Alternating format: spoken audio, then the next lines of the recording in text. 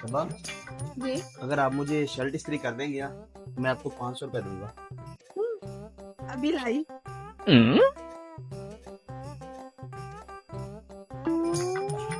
सबा, जी। अगर आप मुझे जूते पॉलिश कर देंगी तो ये 500 रुपए आपका।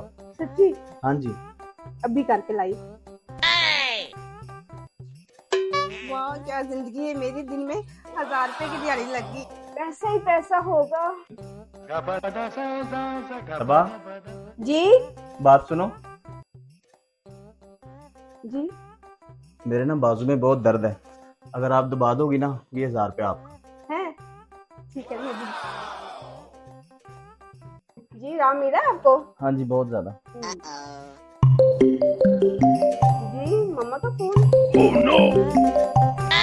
मम्मा कैसी हैं आप? बेटा मैंने आपको पैसे भेजे थे 2000 पे, आपको मिल गए हैं क्या? क्या?